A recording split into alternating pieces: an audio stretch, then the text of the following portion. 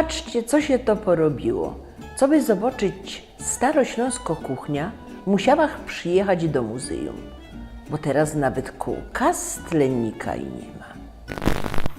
Kołkasla? Też nie wiem.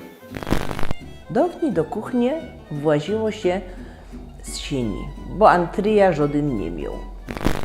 Antrej? Antrej. Też nie wiem, jedynie co mi tu Andrzej przychodzi na myśl, albo nie wiem, ale dokładnego nie jestem się w stanie domyśleć. Nad drzwiami wisiał krzyż, a wele drzwi kropelnicka. Z tą kropelnicką to było tak, co żaden nie wylał z chałupy, póki się nie przeżegnał. Raz farosz chodził po kolędzie i chciał sprawdzić, eli jest tam ta woda święcona, eli ją nie ma. I wiecie, co mu się przytrafiło? Z kropelnicki wyleciał pająk.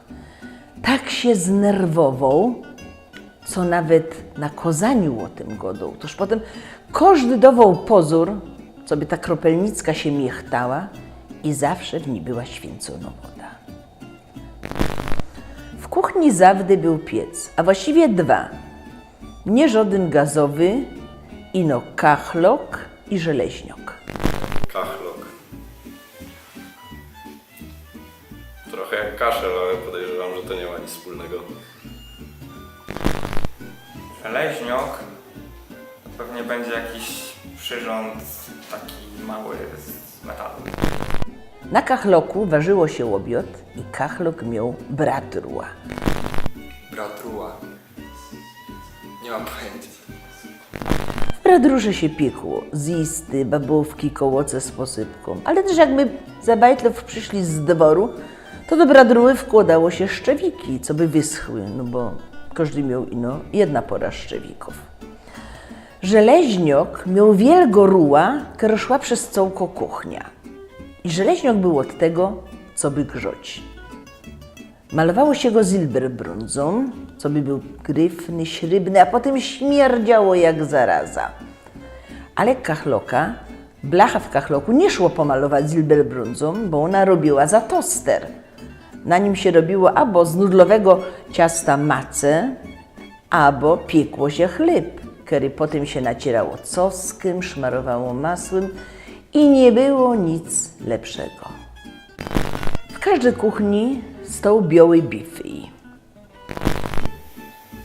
Bifej.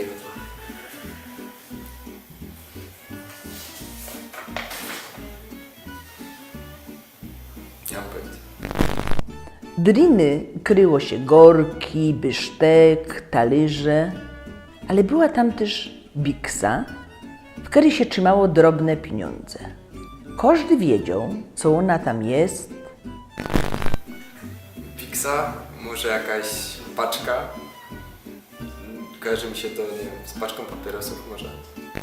Ale żaden się nie poważył wziąć ani feniga. Za to żaden nie wiedział, że w szranku w izbie pod łoblyczkami trzymie się rubsze pieniądze. Tak samo jak żaden nie wiedział, co klucz zawdy jest skryty pod sztrudeklem.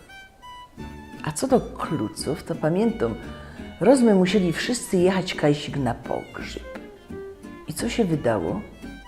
Że nie ma kluca od mieszkania, bo przecież się nigdy nie zawierało. Zawsze ktoś był, albo starka, albo starzyk, albo ciotka, a na noc to się zawierało na keta. W każdej kuchni wisiała też ruma. Roma. No nie wiem, no, może być jakieś coś z jedzeniem związane, ale coś z chlebem mi się kojarzy, ale nie mam pojęcia, co to może być dokładnie. A na rumie szolki, szklonki, a na wierchu krauzy i bikse. Przy rumie zawsze była garnitura. To taka makatka. I wiecie, co ciekawe? W domu się go dało po śląsku. Ale na garniturze było pisane czysto po polsku. Czysta woda zdrowia doda i takie różne wierszyki.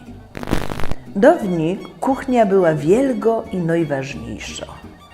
Był tam plac i na Nähmaszyna, i na Kinderbett, nawet na Zofa, bo jak Hop przyszedł ze szychty, to po obiedzie rot się kantnął. A potem chcieliśmy być moderne. Mieliśmy małe kuchnie, bez okna, albo takie dziury. A teraz co? Każdy zaś chce mieć wielgo kuchnia, bo każdy spokopił, co nie ma to jak siednąć się przy wielkim stole, poosprobiać, pospominać. Patrzcie, co się to porobiło.